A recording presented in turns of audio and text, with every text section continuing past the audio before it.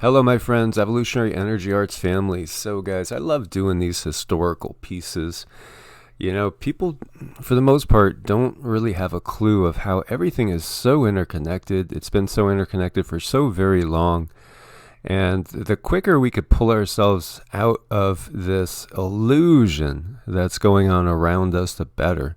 And we could wake up to the facts of, what is our real reality here. So, we're looking at the original Dracula, and this is the real Dracula, Vlad Tepes. And a very interesting character he is, most definitely, as far as a historical figure. Very real, very, very real. And in fact, we had talked about 1871, we had talked about A period Pike, and the fact that, there is this ongoing battle between the two main religions on this world. And, this is the setting for where the original Dracula, the real Dracula, lived and what the times were like that he was in. And here's an interesting fun fact. Dracula is based on Vlad the Impaler, Vlad Tepes of Wallachia. And he wasn't defeated by Van Helsing, but by a Muslim, Sultan Mehmed II of the Ottomans.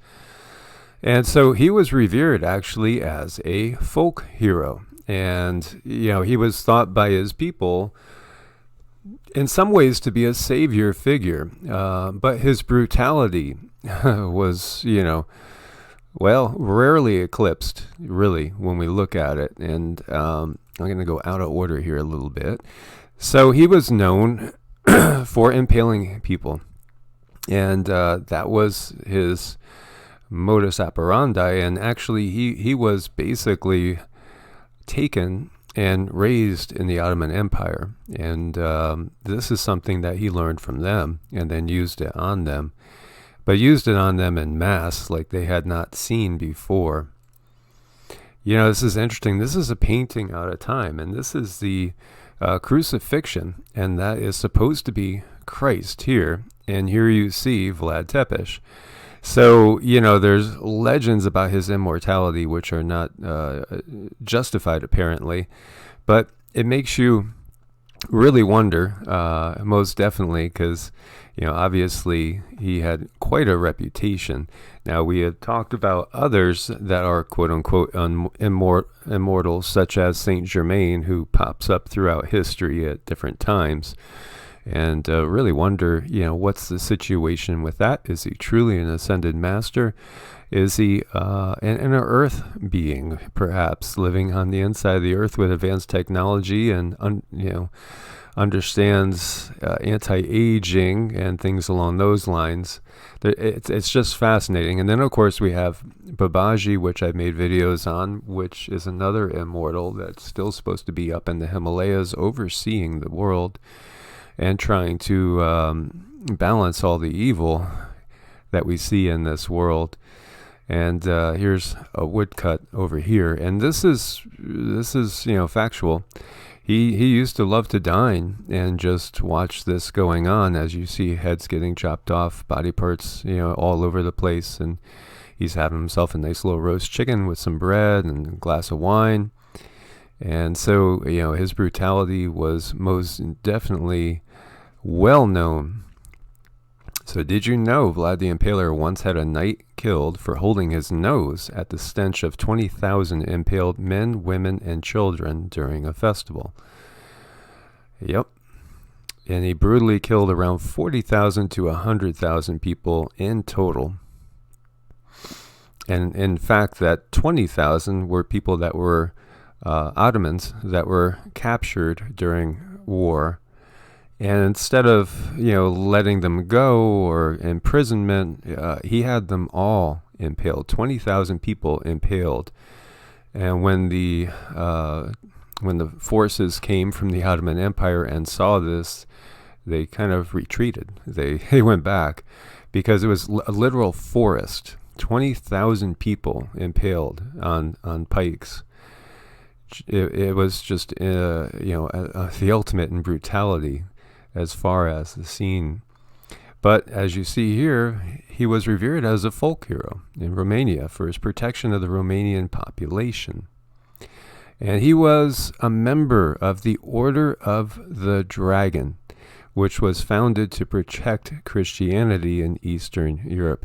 Interesting. The Order of the Dragon was founded to protect Christianity, and it became the Order of the Devil, and as some people started to call it. And it's just another one of those interesting things when we look at it, because it basically, the Holy Roman Emperor and the Empire is the one that founded it. And it was founded after the military orders of the Crusades, which required the initiates to go ahead and defend the cross and fight the enemies of Christianity. And, again, we look at how Christianity and Islam have been pitted against each other for hundreds of years, going back, actually like 1,200 years. We're looking at, to the founding pretty much of Islam.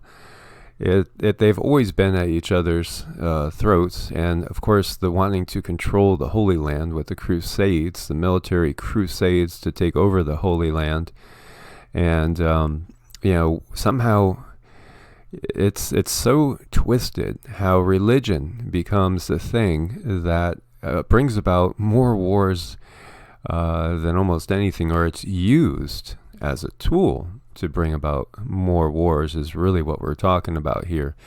And so it's interesting that the holy, quote unquote, Holy Roman Empire, what's holy about war? Nothing. Yeah, nothing, especially when you're just, it's really about conquest when you get down to it. It's really about ego and greed. Here you see 25 fun facts about Vlad Tepes. And, he once did, basically there were emissaries from the Ottoman Empire that came, and they wouldn't take off their turbans because it was against their religion. So he had them nailed to their heads. Incredible the things that were done. And, this is Christianity? No, this is not what Christianity is supposed to be. But again, it's everything always gets twisted. So his father's name was Vlad II Dracula. Dracula originally meant dragon, though it later came on to be meant the devil. And his father adopted that name when he joined the Order of the Dragon, which is a Christian group opposed to Ottoman domination in Europe. So as a result, Vlad was often called Vlad Dracula, which meant son of the dragon, and later son of the devil. And as you know, Bram Stoker took a little bit of that and just ran with that. And thus, we have the famous Dracula movies. So during his childhood, he's believed to have studied all of the academic disciplines. He was also educated in warfare and close combat. And in fact, he was taken by the Ottomans as kind of a ransom and grew up there. And that's where he learned, the whole impaling thing. Eventually, he died in battle, and it's the brutality didn't stop though, because this is the way of war. So when you look at it, it's amazing. Prince Charles's family tree, he is actually heir to Dracula's bloodline. So when we're looking at these things, is this coincidence? As you see, Prince Charles with the Pope. The Holy Roman Emperor representative here on the planet still, right? There's no coincidence here. There's no coincidence. So Prince Charles is actually like great. It's like 16 times great grandson, and it's crazy.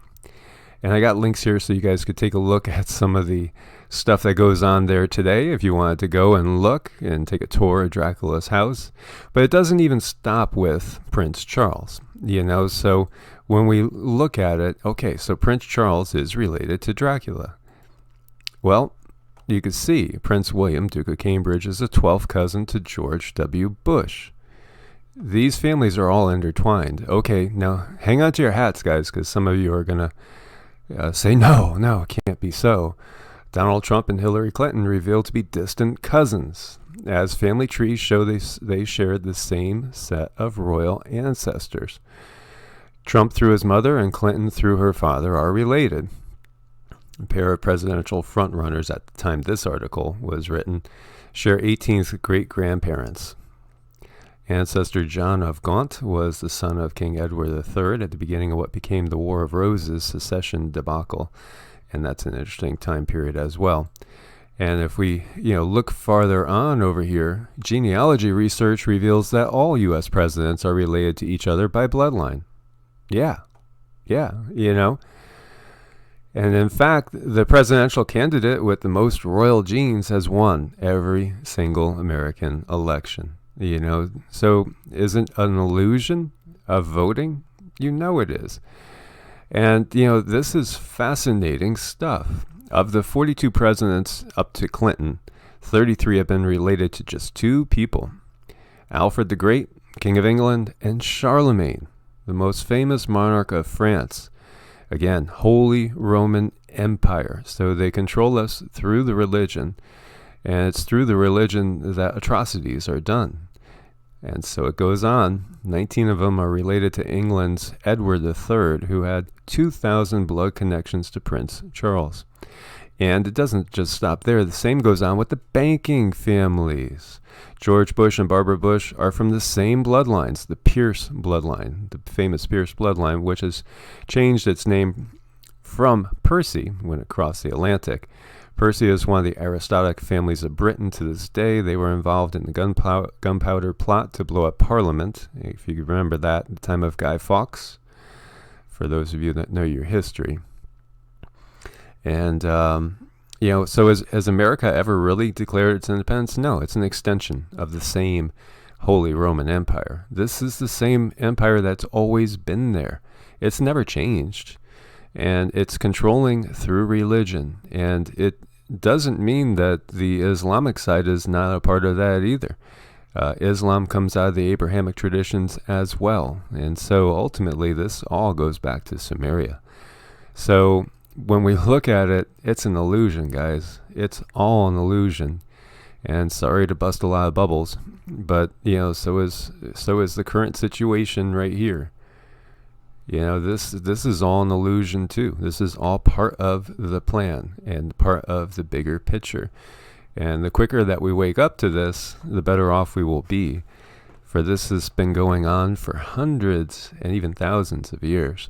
So it's time for everybody to wake up, smell the roses, smell the coffee, and just recognize that, what we watch politically going on is a drama.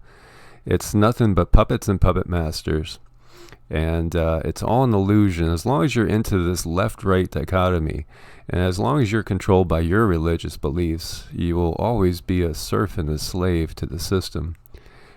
So is that what you really desire? Or are you ready to take the pill and wake up to the matrix that is? As always, my friends, thank you for your support on Patreon and Ko-Fi. That's what keeps us going, and we'll keep going as long as we're allowed to. As always, God bless, my friends, and namaste.